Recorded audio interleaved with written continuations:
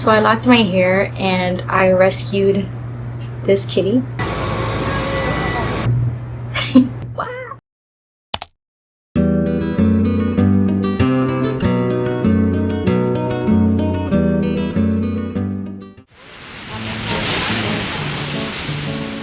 My birthdays usually make me a little sad. I tend to spend them alone with my man. This year, I went camping on the beach, and for the first time in a long time, I wasn't alone.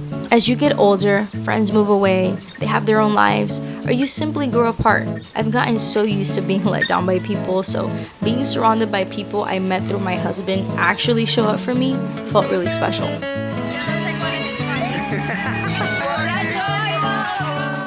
This being the last birthday in my 20s made me feel extra emotional, probably because part of me is still stuck at 22 and I just can't comprehend. I won't be able to say my 20s anymore, but I was so grateful to be able to spend it in my favorite place.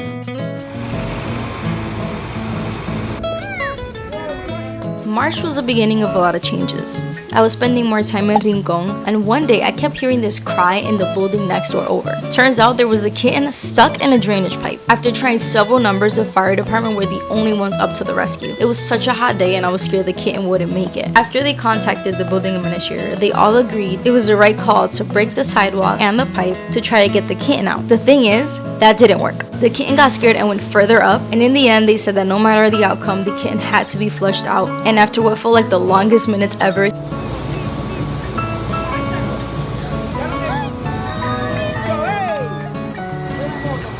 he finally came out. I had no plans whatsoever in adopting a kitten since I already had a cat, but I couldn't just leave him, you know?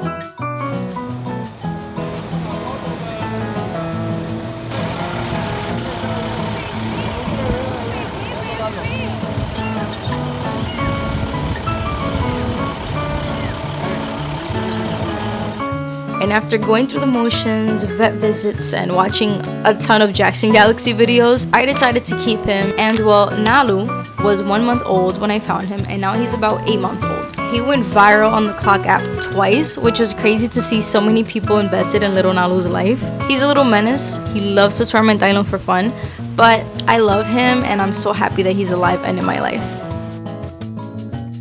April, I decided enough was enough. I was feeling very fatigued with my hair for the past year, like I needed a change. I had been doing faux locks since 2015, and if you've been on this channel long enough, you would remember that. It's a style that I've always felt the most like myself. Last November, I did faux locks, and the pressure I had been feeling about just locking my hair up was building up more and more and more and bubbling over. So I eventually bit the bullet and I did it. I'm almost 6 months locked now, which is insane to me how much my hair is changing. It's shrinking, budding, doing everything that it needs to do, getting real messy in the meantime, but I'm loving it so far and I can't wait till I have a bootay length.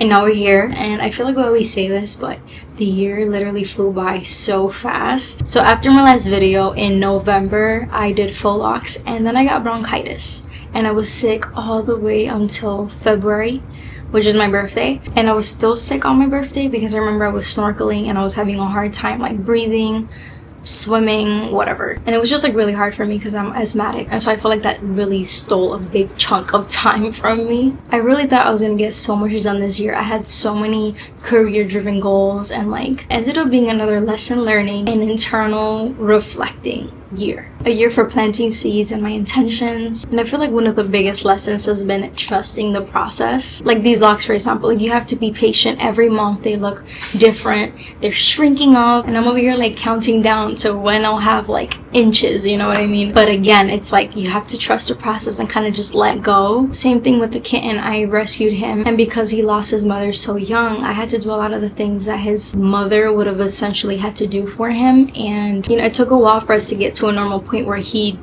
wouldn't depend on me as much. It's crazy now just seeing how much he's learning and how much he's changing and growing. And again, it's just been a thing of like, I've been wanting to have this end result, but I have to literally wait and be patient. Like every stage is important. Every stage is contributing, como se dice en español, un granito de arena que se contribuye pues al final que vale la pena la espera.